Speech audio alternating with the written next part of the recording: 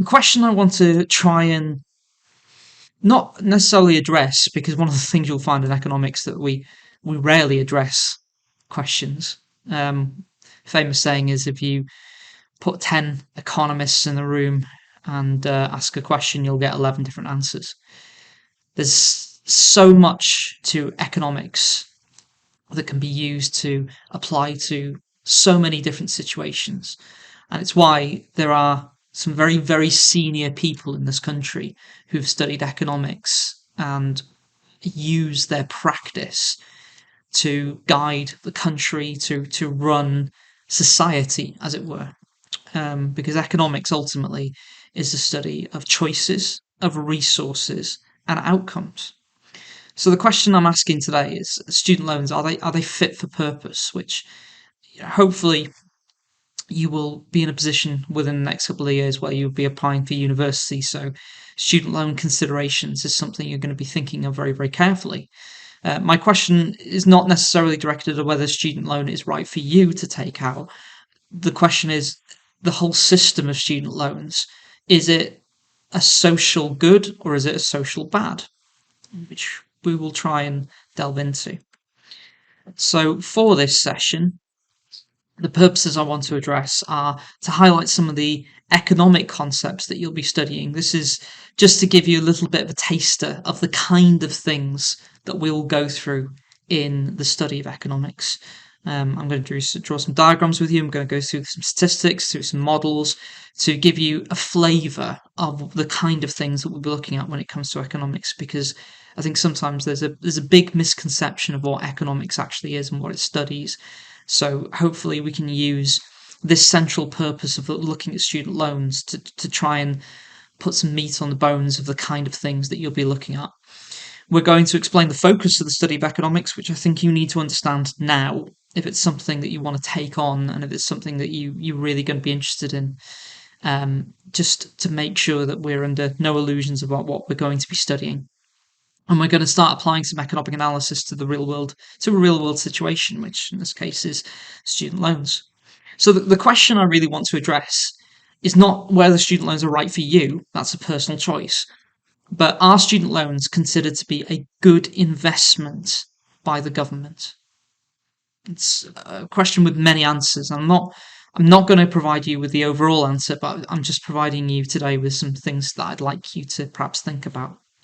So just to clear up, this is perhaps what you will expect university life to be, and certainly I think that the wide access that student loans has given people in society to be able to go and study university has created some issues in terms of quality of degrees that have been created, because essentially to satisfy the increased demand as a result of the access that people have to student loans, universities have had to diversify their degree portfolio and perhaps have created degrees which really, in some respects, won't give any advantage to the person obtaining that degree in the real world workplace or labour market, as it were. So I think this idea of the partying student has very much been born out of the increased demand for university places, the increased sort of access that everybody has to university, and the increase in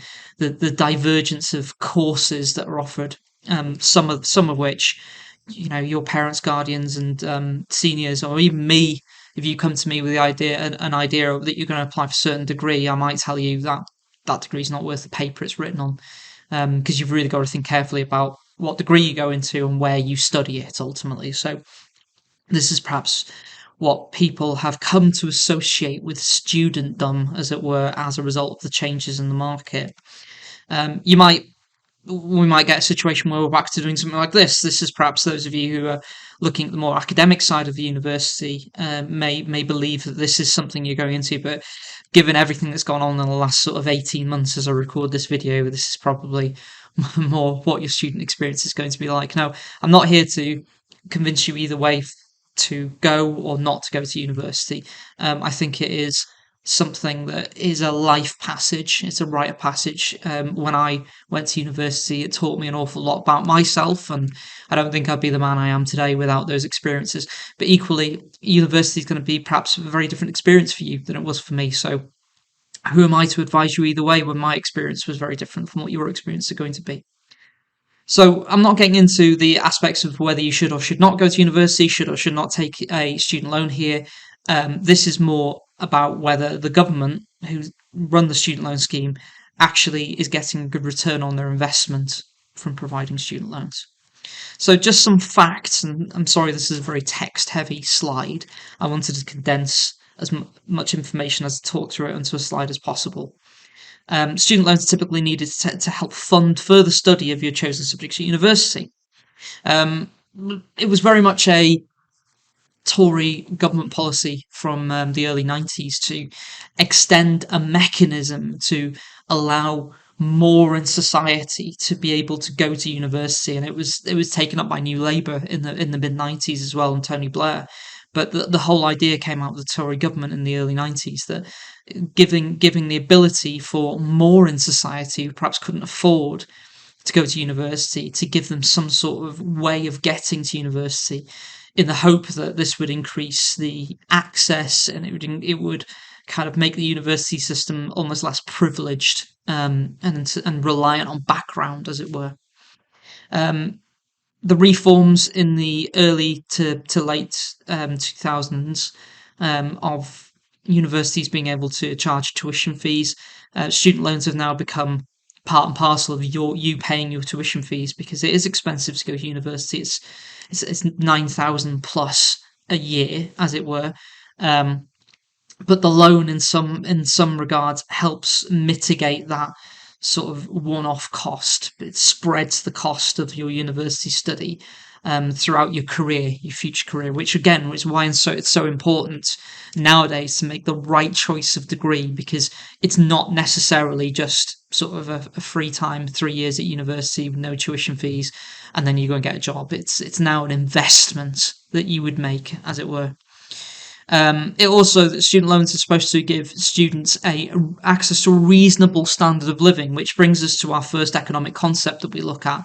Standards of living is something that we look at. We look at various measures of poverty, and we look at absolute and relative poverty. Now, as a developed country, we really should be having a problem with relative poverty, which is that, people in this country should be able to have a basic standard of living and have life's essentials, which again is subjective to a lot of people, what life's essentials actually are.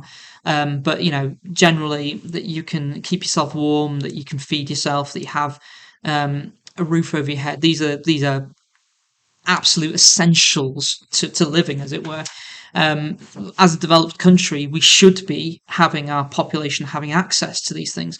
Relative poverty should be a greater problem, because then it's comparing how well off different sections in society are, without kind of like going into people not having a basic standard of living.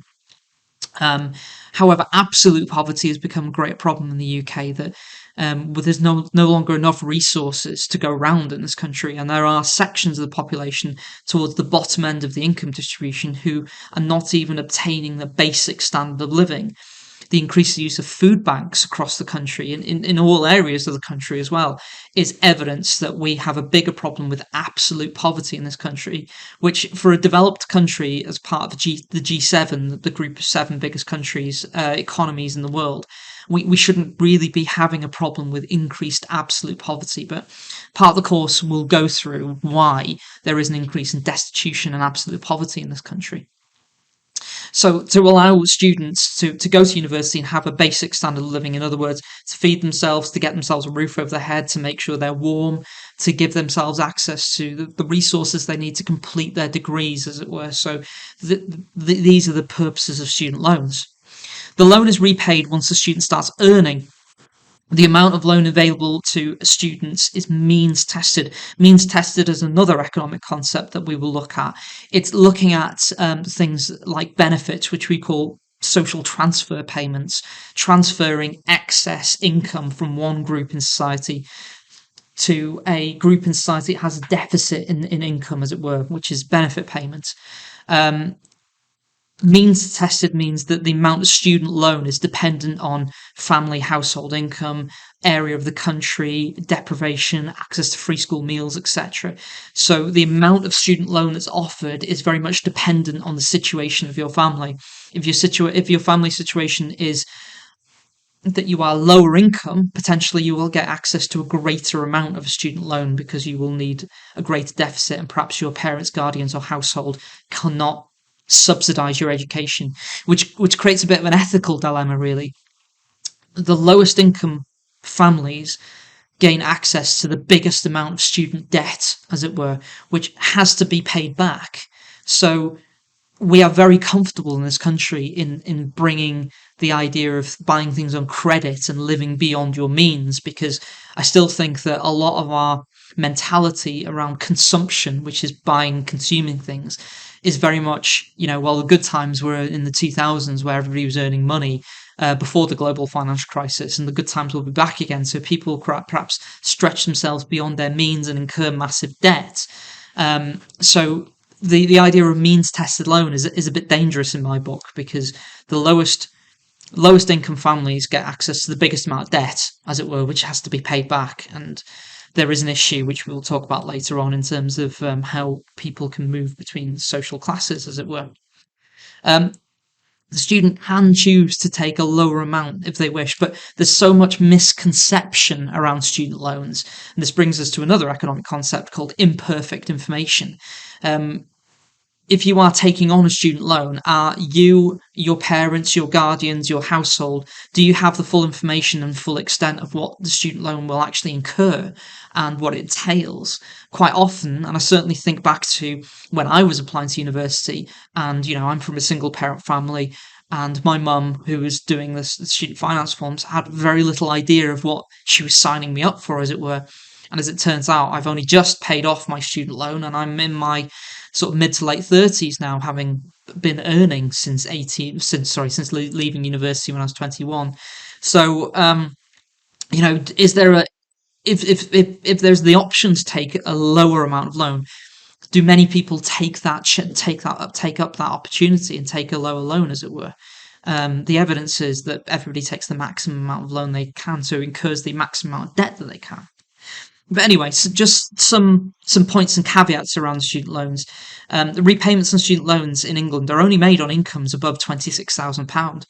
So you have to be earning £26,000 for them to actually start taking money out of your income in order to pay off this loan. There is a rate of interest towards these loans. I think one of the misconceptions is that it's interest-free money. The rate of interest is low.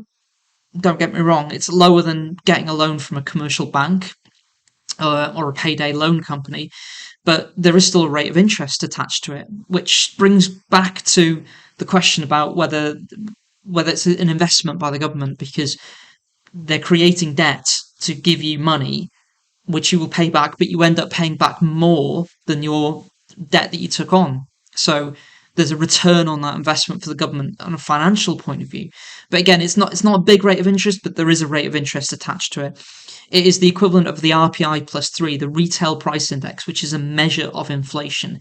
It's a bit dicey because it's not an often used measure of inflation, and it's above what we normally use to measure inflation, which is the consumer price index. Inflation is how much, on average, prices are going up in the economy, which is an important indicator of the health of an economy, which we'll look at when we go to macroeconomics. 83% of students never repay their loans in full. Just let that sink in. 83% of the students who take on loans never pay the full amount of loan back. So, when talking about being an investment, the government are creating debt to give you a loan, which they know that you will never pay back. Maybe there's an issue with that because, again, we will look at the issues with public finances, and we're unprecedented at the moment, the fact that we have the biggest amount of public debt. The government are in debt to the private sector by the most they've ever been in debt, 2 trillion. So if they're now creating loans which they know they're not going to get all the money back, is that a bit of a question of moral hazard? Is that an issue in terms of future generations who are going to have to pay this debt back?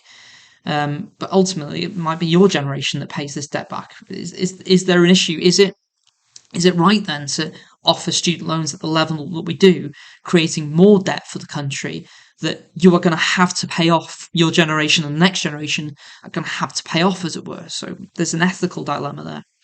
Student loan debt is wiped off by the government after 30 years after graduation. So what we're saying there is if you don't repay the amount of money that you've taken out in full within 30 years, any debt obligation is wiped out. So is there a game? Is there an issue of game theory here? Do graduates take lower paying jobs in order to not incur and trigger student loan repayments, which reduces their overall income? So that there's a fine line here, as it were.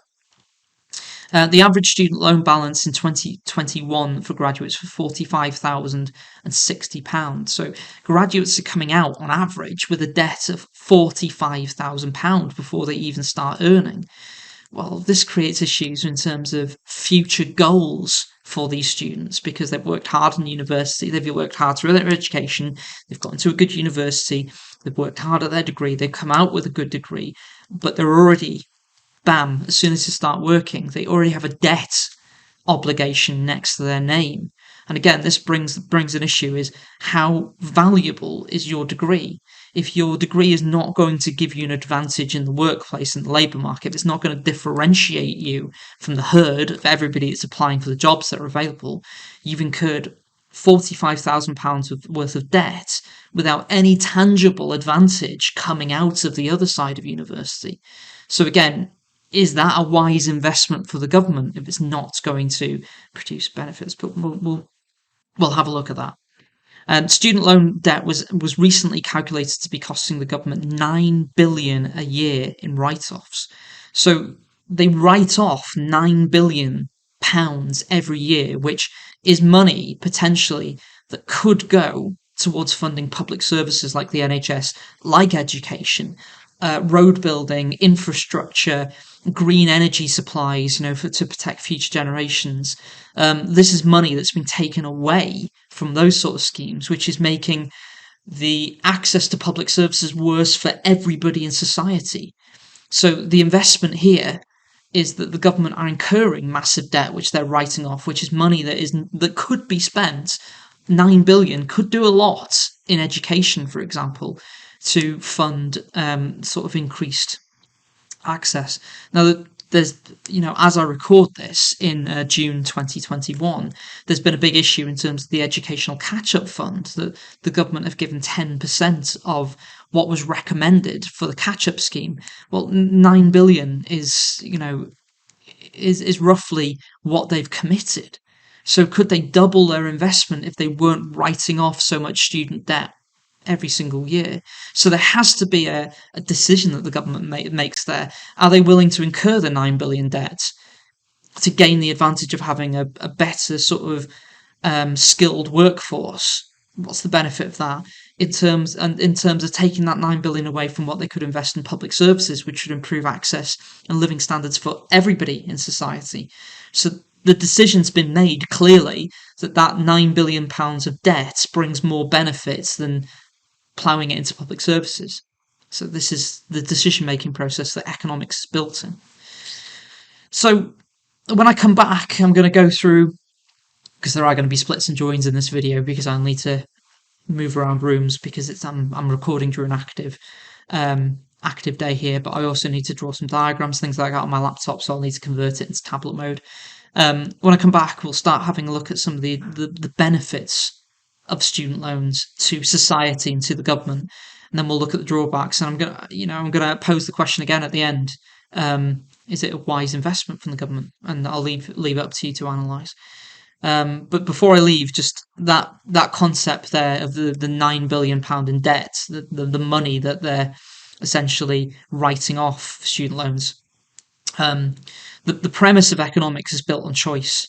So the basic economic problem says that people in society have unlimited wants, but there's limited resources to fulfill those wants. So if the government has a set amount of money, a budget every single year, they have to make a decision of where to invest that budget. And if they're allocating 9 billion to write off student loans, they've clearly decided that that 9 billion is giving them certain advantages over other things. So there's the idea of opportunity cost here. Opportunity cost is how you make decisions in every single aspect of your life. When you've got two choices to make and you can only make one of them because of limited resources, such as time, money, skills, qualifications, whatever it may be, you make one choice over the other because of the benefits you incur from that choice that you make. Well, if you don't take the choice that you kind of reject, the benefits of what you reject are foregone. You do not achieve those benefits. This is a concept called opportunity cost. So when you make decisions, which everybody in society makes, individuals, businesses, governments, anybody faces an opportunity cost at every aspect of their life. The choice that you make, what are the benefits that you achieve from that? The choice that you reject, what are the benefits that you're giving up from that? Well, you often make the choice that you think benefits you the most. That is economics. That's what economics is built on. It's built on the idea of choice, the idea of benefits and foregone benefits, and the idea of limited resources and how best to maximize utility and welfare from the resources and choice that everybody have available to them. Does your choice, for example, affect other groups? So for this government choice here of the 9 billion, ring fencing that £9 billion in write-offs, not putting it into education, what is the benefit they get out from that? What is the benefit they forego from not putting it in education? Clearly, any rational person will make a decision to benefit society the most. So clearly they believe that that 9 billion being wrote off is of benefit to society, of greater benefit to society than putting it into education, for example. That is economics. That is what you're going to be studying for the next 2 years if you decide to take this course. So when we come back, advantages and disadvantages. So some advantages and positives of student loans. I'm not going to go into these into too much depth because the hope is this is supposed to be introducing some ideas that economics will study so that we can go in more depth when you hopefully take economics in September. So two broad categories. It enables, irrespective of backgrounds, young people to continue their education, develop their skills to increase the productive potential of the economy, which is a term you'll hear me use a lot when we talk about macroeconomics. Secondly, there's a low rate of interest on these loans. They're very low risk loans to both the government and the benefit of the loan, the students. There's a long repayment period, so it's quite a long term investment from the government, and it's potentially a quite a small investment and a small risk investment that the government can make to increase output and productive potential, as we've said earlier. Some points about this. Again, this is me going through them in brief. I'm going to highlight some more of these. I'm going to spotlight some more of these, and we'll go through some diagrams and we'll go through some statistics to support these. But higher skilled workforce leads to more productivity, fewer wasted resources, which is good from an economic point of view because it's the study of limited resources. Do apologise. Unlimited wants but limited resources. So if we're wasting fewer of those resources, we can fulfil more wants and needs. Leads to greater output, leads to a greater rate of what we call gross domestic product growth, which is the value of all goods and services created in a period of time. The idea here being the faster your economy grows, the greater the increase in living standards. That's the basic equation for economics. So there's that. There's more potential for firms to achieve what we call technical economies of scale. We do look at firms, we do look at output, we do look at profitability, we look at profit maximization. We look at potentially where firms can increase their profitability, but we don't do it sort of in a business aspect where we look at the nuts and bolts. For example, we'll looking at degrees of lean manufacturing and the formation of a business and the incorporation of businesses, the limited liability. We don't do any of that. We just simply look at the technical aspects of revenue, costs, profitability, output rates, and we determine where firms are best to produce on an economic model and determine their maximum amount of profitability and how they can increase that profitability in the long run, as it were. So potentially more skilled workforce, greater economies of scale, lower costs of production for firms. The UK has the highest rate of intergenerational inequality, which we'll get into when we look at the idea of poverty. We look at the idea of distribution of income, look at inequality. But essentially, in the UK, chances are, if you're born into a poor family, you will be poor throughout your life and you will die poor. It's not necessarily the case in other G7 countries, but it is pretty much certain that if you're born into the bottom sort of 25% of the income distribution, you will remain in the bottom 25% of the income distribution. We look in economics at why that might be the case in the UK and not the case in policies to alleviate that. The growth in UK services, so we do look at trade, we look at the kind of things that we trade with other countries, and there's been a move towards, in the last sort of 25, 30 years, of having a surplus in our exports of trades as opposed to our imports. And we've moved away from producing goods like physical, tangible goods like cars and things like that. So the growth in graduates should increase the amount of workers that we have in the service sector, like financial services, for example, and therefore should positively contribute to the UK trade balance. We look at trade, we look at globalization, we look at development when we look at macroeconomics. Greater earning potential will increase consumption and therefore lead to great demand, higher standards of living. Again, we do look at higher standards of living, and as a measure of standards of living, we look at the Human Development Index, which I'll go more into a little bit later on in this video. Student loans are an injection into the circular of income. We look at multiplier effects in macroeconomics, so a government or an injection, an investment into the economy, how that actually works through the circular flow, which is the movement of money around the economy and the overall benefit. And if you've got a positive multiplier, the amount of money you put in, when it works its way around the economy, the amount of money you get out, the increase in economic growth is greater than the amount of money you put in. So it can lead to a positive multiplier, which is a good investment for the government to do that. And we look at education as a merit good. So in economics study at A-level, we look at the idea of what are merit and demerit goods, what provide positive benefits to the consumer as opposed to what provides negative benefits like cigarettes and alcohol. And then we look at the idea of externalities, so the spillover impacts of consumption of these goods. So the idea that education being a merit good with positive externalities is that you benefit from consuming education because you get more skills, you get higher earning potential, but the economy as a whole, third parties also benefit from you being educated because greater productivity, again, raises output, raises job opportunities, produces more economic growth, etc., etc. So we look at the idea of market failure of government intervention. Student loans is intervening into a market to increase the consumption of education. So we look at the overall benefits and drawbacks of that when we look at market failure. So one of the impacts that COVID has had is that I'm having to work a lot more on digitally using different digital resources. So time was when I would stand in front of a whiteboard doing this, but I've had to adapt because of social distancing measures, distance learning and blended learning. So I'm drawing more on screen these days, which I apologise in advance for my wonky diagrams. It's something you're going to have to get used to. But drawing on a piece of glass as opposed to drawing on a whiteboard or a piece of paper is a very different skill, believe me. So I'm going to draw a diagram here to represent the idea of greater access to student loans and more graduates coming out, giving the economy what we call a greater productive potential. Now, your productive potential is your maximum amount of output that your economy can produce, given your inputs into the production process, which we call factors of production. One of your inputs is labour. Into practically every production process, you will have some labour element. So what we're saying here is, if you have a better educated workforce, because you've got more people getting degrees, productivity will increase.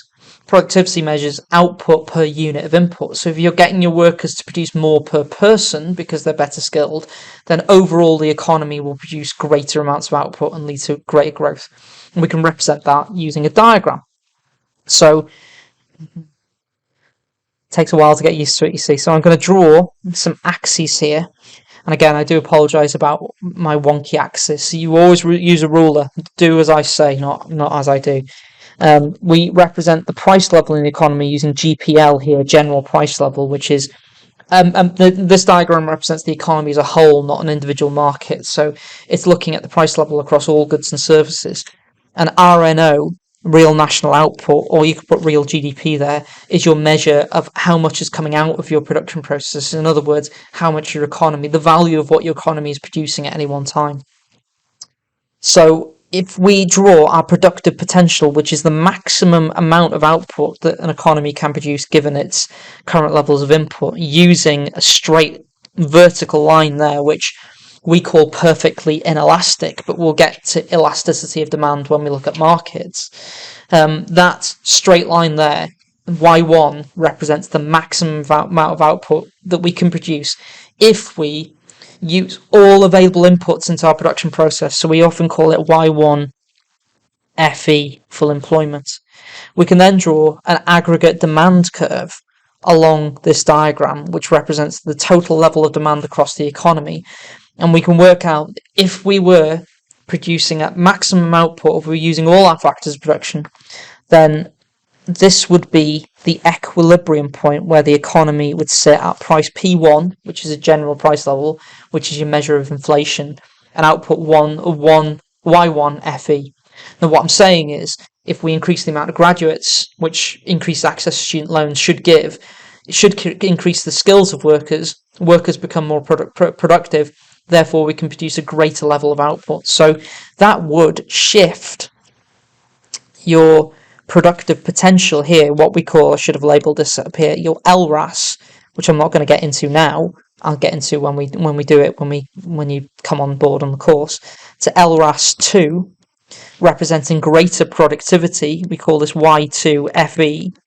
And what we're saying now is that if demand stayed the same across the economy, that prices would fall to P2, sorry, and we'd get an increase in output, we'd get an increase in economic growth. So here, having more graduates in the economy increases productivity, increases the amount of output being produced. More output being produced puts downward pressure on prices and lowers prices. So it means that people can consume more, have better standards of living, the economy has more output, the economy has grown. This is good all round. So more graduates being in the economy as a result of increased access to student loans has multiple benefits, is what this diagram is saying, which is a positive of student loans. So one of the positive measures that I mentioned when going through student loans was that it contributes to greater mean and expected years of schooling, which is a component of the Human Development Index, which is the generally accepted measure of living standards between different economies. It's a composite index. It's made up from a number of different factors, such as you can see here, life expectancy, expected years of schooling, mean years of schooling, and gross national income, which is per capita, which means it's per person, so per citizen, adjusted for PPP, which is purchasing power parity in terms of dollars. So any impact of exchange rates is taken out. And essentially what it means is it gives you an index of, it gives you a measure of standard of living versus cost of living, as it were. So how much the average salary per person can stretch in that country. So, and again, the idea is the higher income level, the more consumption, the higher the standard of living, as it were. Norway, typically, if not in the top two, every single year as the happiest country in the world, the country with best living standard. But it's interesting that not all measures are applied equally. If we look at the expected years of schooling, for example, somewhere like Hong Kong and China, who would have perhaps a lower schooling, is lower down the list than Norway, who have a higher schooling, which you'd expect the more years in schooling, the better the standard of living, because the more qualified, and that's certainly why you would choose to invest in student loans to increase the years of schooling. But if you go further down the list and you look at places like Australia and Sweden, who have higher expected years of schooling than Norway, but are lower down the list of countries in terms of standards of living. So it is years in education the best measure of standard of living? You can educate your population to the most you possibly can, but if there's no jobs available for people to take up, then we're not going to get this bump in gross national income, as it were, because graduates will have to accept lower wages. So the assumption is that more years in schooling, the better standard of living you have in those countries, but it's not always the case, as you see. Incidentally, United Kingdom are 13th on this list and rarely crack the top 10 in terms of human development index, which may, in a sense, give you some sort of indication of whether the government's thinking behind student loans is perhaps the best thinking, because if the expected years of education is not having an overall impact in terms of the measure of standard of living, maybe that money may be better spent in public services, which Norway do spend an awful lot of money on public services because they adapt the what we call the Nordic style of government, which is highly funded public services, but citizens pay a high rate of tax. But it's accepted in those countries because they get quality public services as a result of taxpayer money. If taxpayer money is going to student loans, which is not having an impact on the economy, potentially you may see why there's a problem in raising taxes in this country. It's something to consider. So inequality is another thing we look at in economics, and here we've got the distribution of income broken by decile groups, which is lining up each household from the lowest earners to the highest earners and breaking them into groups of 10, as it were. Um, the median is generally the accepted sort of measure that we look at, which is the middle value. We tend to not look at the mean when we look at income distributions because the mean income, which is the average, can be skewed by extreme values. And as you can see up here, above £60,000, you've got quite a few thousands of individuals that earn significantly more than £60,000, which will skew the average. Equally, if you notice the biggest sort of collection of thousands of people are in the sort of second, third, and fourth decile groups, which means that I believe that if 60% of the population earn below the median figure of income, the middle value of income, which is a problem, which shows that we've got an unequal distribution of income. There is big inequality in the distribution of income. Now, inequality is not necessarily the worst thing in the world because inequality creates incentives. You need to be incentivized to increase your skills potentially, to get more education and therefore make yourself more skilled, make yourself more productive, produce more output, earn the opportunity to earn more income, and therefore, the incentives to push yourself up the income distribution. Perhaps increased access to graduates degrees will give the opportunity for people in the kind of bottom 60% of the income distribution to start earning more money to address some of the issues with inequality here, because there's clearly too much inequality in the UK economy by looking things. So it's giving people a means to be able to take advantage of the incentive of earning more money, as it were. Whether it works or not is something we'll discuss when you come and study economics here at Holy Cross, but I don't think it works, but that's just my opinion. But we'll get to that in the course. Which brings me to another diagram, the idea of education as merit good, which represents the benefit of consuming certain goods to individuals and society.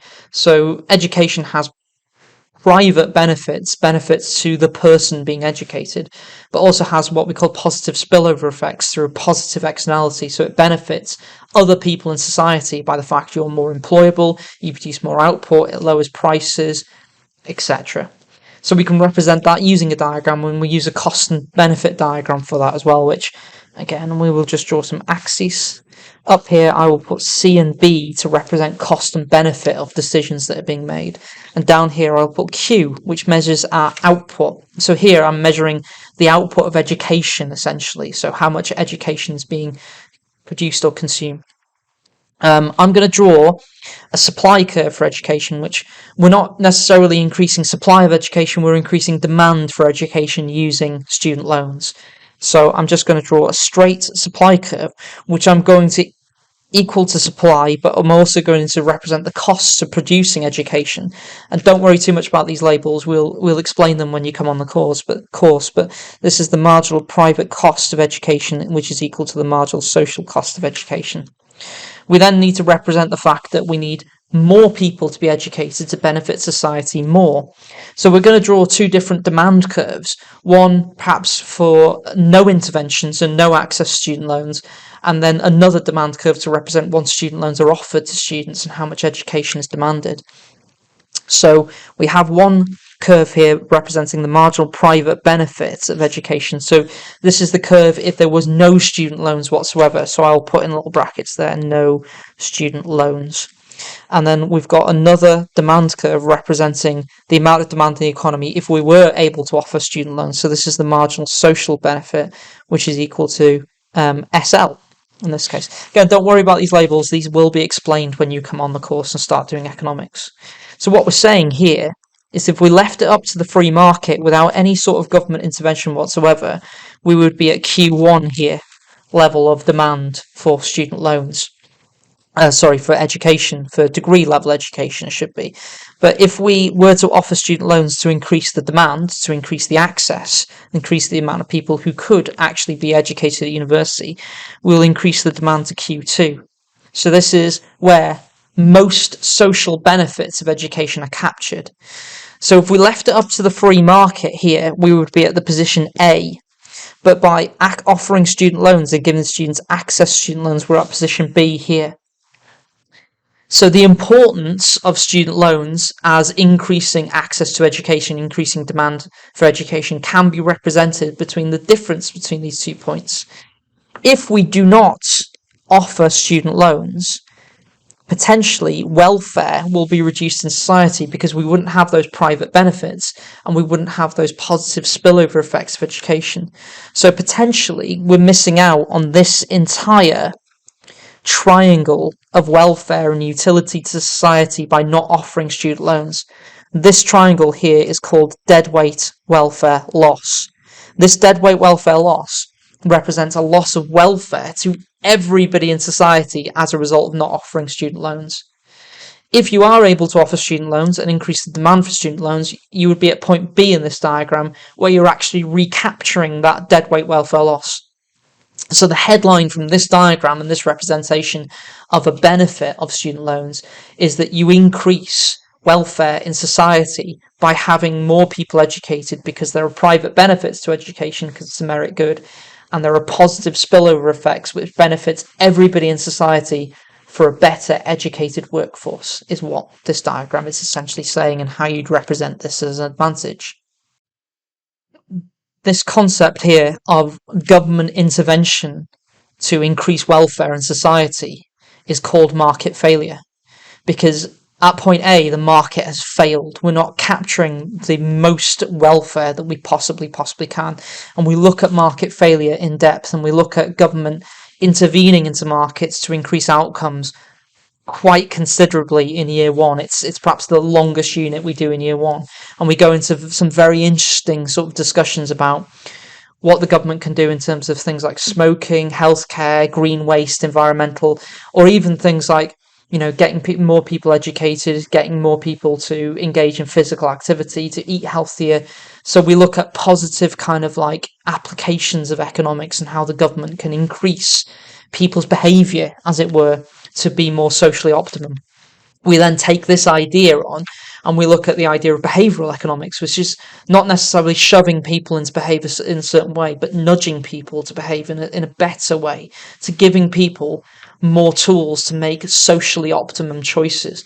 Behavioural economics is a really, really sort of exciting, burgeoning area of economics that we've started focusing on a lot more in our economics A level, and has become far much more of a tool for government policy. For example, recently they've tried to encourage under 30s to be vaccinated, to get the COVID vaccination, by giving them sort of working in partnership with dating apps to provide, you know, increased boosts and things like that to people who are vaccinated, which is a way of saying, well, if you behave this way, these are the benefits. If you behave the other way, you don't get these benefits, which is a far more positive way of encouraging people to do something rather than saying, well, if you're not vaccinated, you can't go to the pub.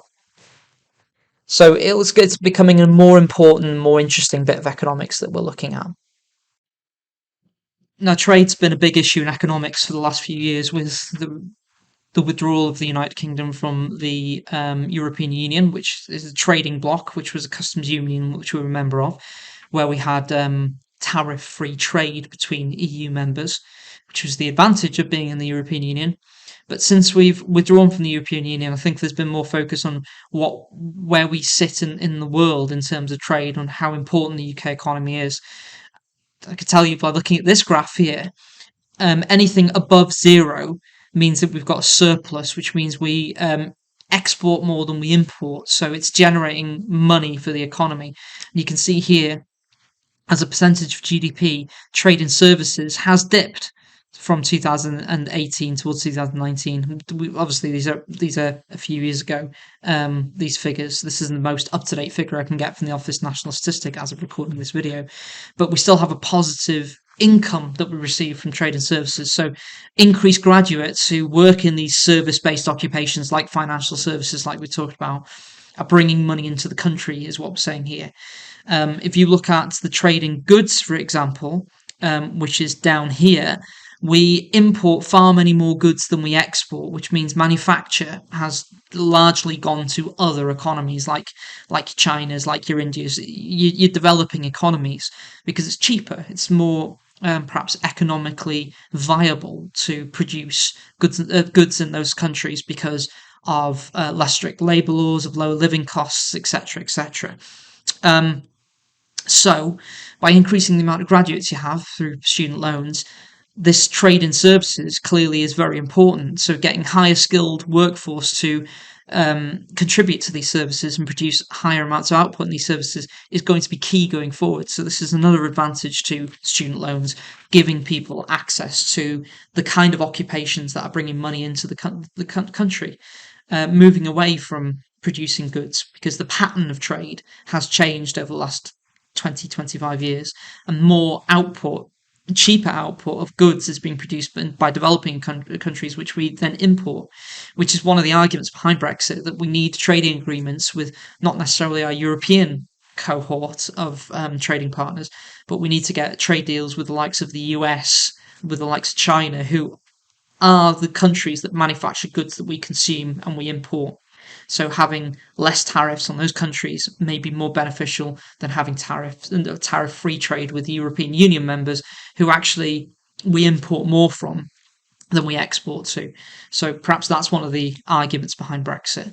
But you'll have to join the course to find out my true beliefs behind Brexit and what I think about the removal of the United Kingdom from the European Union. So on to some negatives, potential drawbacks of student loans. Many graduates will not earn enough to pay, or not earn enough or pay, will not rise fast enough to repay the loan at all or in full. This is a cost to the taxpayer because it's public money that's being spent on these student loans. It's part of the government budget, which is funded by taxpayer money.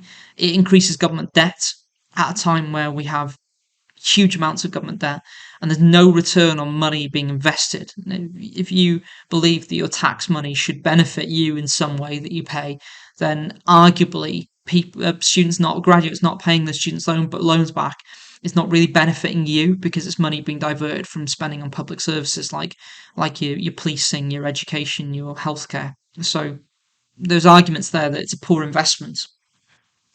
It does nothing for the standard taxpayer. Two, increases the supply of students earning degrees, reduces the earning potential of all graduates. If you increase the supply of all graduates onto the market, then there's only so much demand for graduates, so which means that the earning potential, the wage that graduates earn, starts falling because there is an excess supply of graduates on the market, which is just simple demand and supply economics. So excess supply of labour reduces wages, which is a drawback of wide access to student loans. Whoops. touchscreen laptop. I do apologise. So there are a few points to be made here on this, which we'll talk through. So there's potentially a disincentive for young graduates to seek promotion or higher paid jobs, which leads to stagnating productivity. So if you're told that you only start paying your student loan back at £26,000, what's the incentive to earn more than £26,000 at the start of your career? Because when you come out of university and you start earning money in a full-time job, you're not going to want to have your money taken out of your pay packet. You're going to want that money to spend because your standard of living is probably lower than people who've been working for 10, 15 years, as it were. So you're going to want to consume as much as you possibly can. You're going to want to potentially use that money to save for a house, for a mortgage, to put down as a deposit on a house. And you've got student loans company taking money out of your pay packet every single month. So potentially there's a disincentive to earn anything greater than £26,000 at the start of your career, which means that young people don't go for promotion, don't go for increased responsibility, which means ultimately that they don't ever increase their productivity, which we've got a huge problem in this country with stagnating productivity since the global financial crisis when compared to our major competitors in the G7. COVID-19 raised national debt to record levels, 2 trillion in 2021. 9 billion debt is written off every year, so this is money that could be going to pay back the national debt. If we have, the Tory government is quite keen, and there's a lot of positive arguments for this, to clear off the national debt. Which is going to lead to harsher, what we call austerity measures. And we will look at austerity in economics, and we'll look at the rights and wrongs, and whether since 2010, really, the government should have gone through austerity measures in order to reduce national debt as a result of the global financial crisis, which again, is another thing we study in economics. Why did the global financial crisis happen? What was the impact? What has been the long-lasting sort of legacy of the global financial crisis? Higher education is no longer seen as a merit good. It's not a wise use of public funds. As academic snobbery as it may seem, there are quite a few students who leave colleges, go to do degrees where the degrees are not going to give them an advantage in the workplace. It's not going to give them a tangible benefit of getting that degree. So if that's the question, if there's no benefit to earning the degrees that the student loans are paying for, then really it's not a wise use of public funds. Hopefully I'm not treading on anybody's toes here, but students that go to leisure and tourism degrees and come out of university having had 3 very good years and not really worked very hard, with all due respect, in comparison to some of the degrees that really economists and students studying economics A-level should be aiming towards. It's taxpayer money that has been spent on the student having a good time for 3 years in university. If you've got a leisure and tourism degree, are you ever going to earn enough money to pay off your student loan in full? The chances of you earning a significant income from that are quite low, in all honesty. So it's public funds that have been spent, which is never going to have a return on investment, which is taxpayer money, which, as a future voter, really, do you want your tax-paying money going to things that are not going to benefit the country and not improve standards of living? Living standards fall for those who can't find a job or have to accept lower wages as a result of the increased supply of graduates onto the market, because lots of people can go to university now. Lots of people should go to university, but the simple economic issue is that there's too much supply of graduates and there's not enough demand for jobs. Graduates face lower wages or unemployment, and youth unemployment, which we'll find out is a big problem across Europe. And which is the next point, potentially very, very damaging long-term prospects for the economy. There's a concept called hysteresis that we'll look at, that when you are long-term unemployed, you lose skills and therefore become less productive. So we've got young people coming out of university and unable to find a job, or unable to find a job in their selected field. Then do their skills start getting eroded, and potentially the quality of graduates when they finally do get jobs is less, which leads to less return on investment from the student loan to begin with. And it's a great amount of brain drain. If graduates can't find an appropriate paid job, the most skilled graduates will leave the country and go and find employment elsewhere, which, immigration policies worldwide are kind of set up to accept very skilled immigrants. So your skills, if you're a skilled graduate, will be in demand globally. Certainly, now that we have an increase in the use of technology, we have increased transport links and things like that, COVID allowing, obviously. But brain drain is when your skilled workers leave an economy, which is removing skills from the productive potential, lowering output overall, but adding to the productive potential to other economies. So are we losing our best and brightest because we've created a system where we've got too many graduates being pumped into the labour market and not high enough earnings and not high enough demand in this country for said graduates? Just a brief statistic about youth unemployment. If you're considered to be under 25, you're part of the youth unemployment figure if you don't have a job.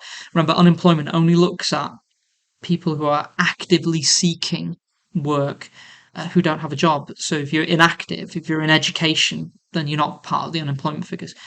But, since the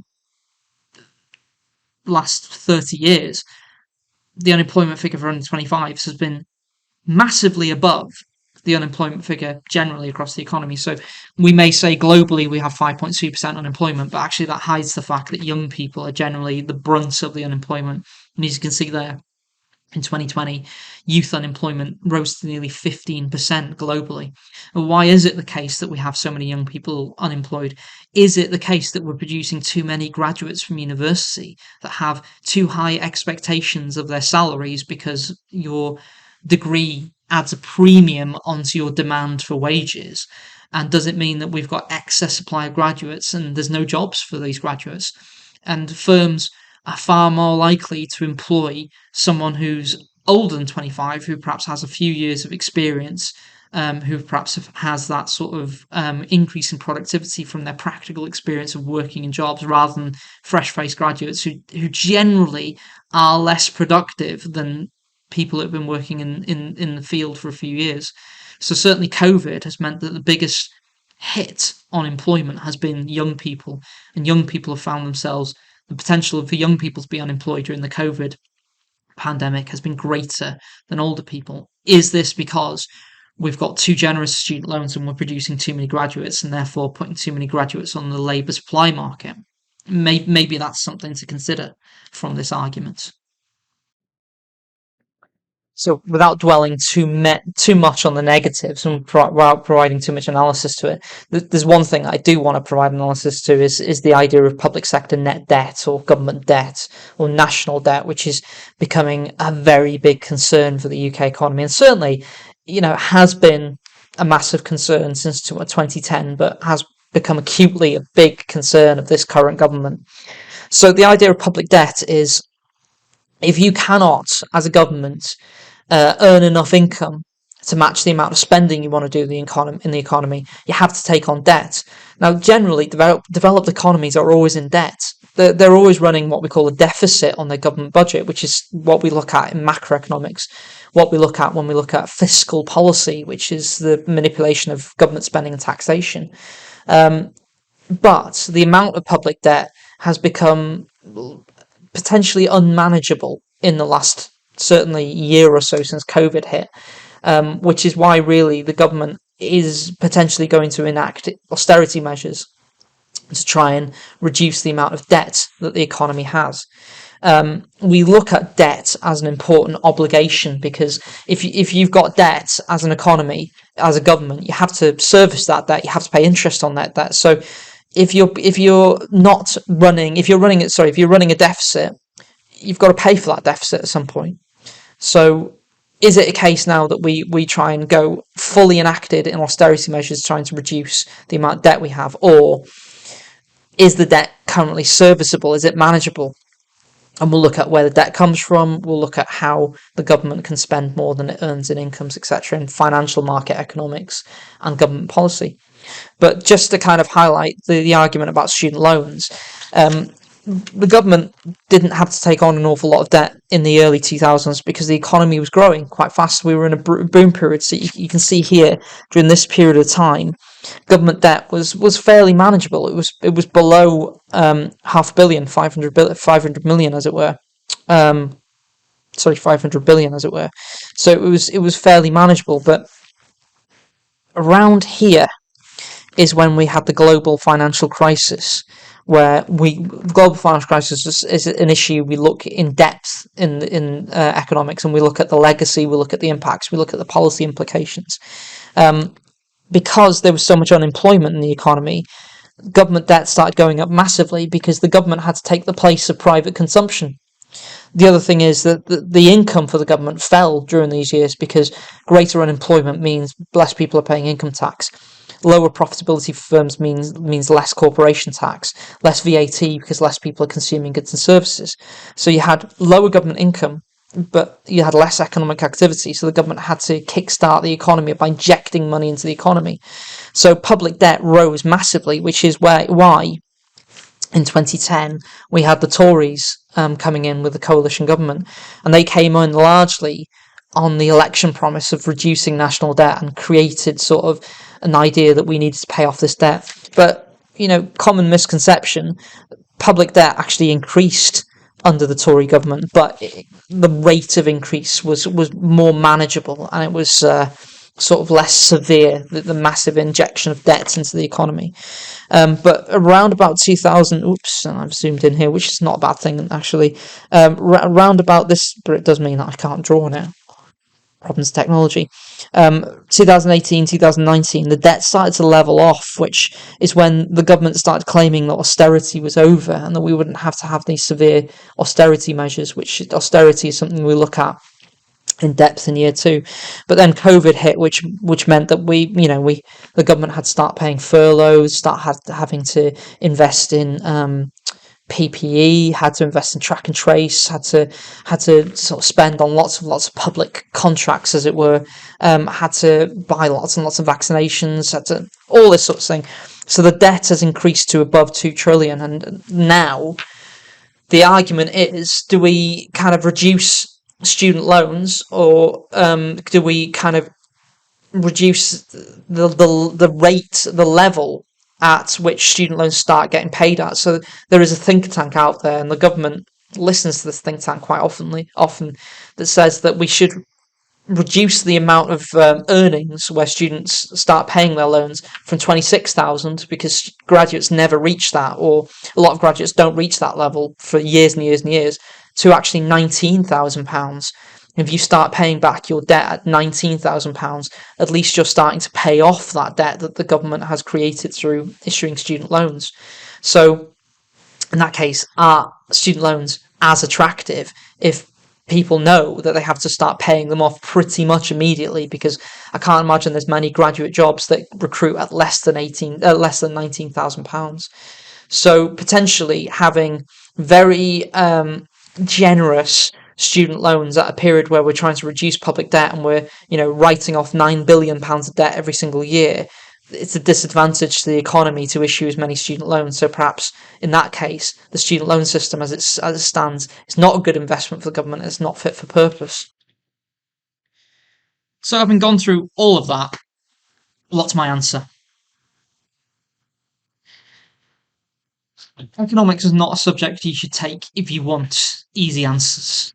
If you want answers that will always reach the same conclusion with everybody that you talk to, or everybody that you present a problem to, economics is not for you, I'm afraid. There's very rarely a correct answer in economics, because as a social science, every single person is different. And if economics is the study of outcomes for people and choices that people make, and how everybody's individual choice will impact everybody else, there's never a correct answer. So I'm not going to sit here and conclude student loans are a good investment or a bad investment for the government, because it's not as black and white as that. Very often, economists are derided for never giving an answer for everything. And George Bernard Shaw, who was an Irish author, said that if all the economists were laid end to end, they'd never reach a conclusion. And I think that economics is the the science of telling you exactly what's going to happen, and then when it didn't happen the way that you said it was going to happen, explaining why it didn't happen the way that you explained it was going to happen. Because there's so many variables. Now, I love teaching economics because no two lessons are the same, no two classes are the same. You get a good mix of opinions, a good mix of debate. It's the most current subject that you could ever study because all of our preconceived notions are affected every single day by the outcomes of what people's actions are taking in society. And that's why it's the best subject to prepare you for the real world, because there's never an easy answer in the real world.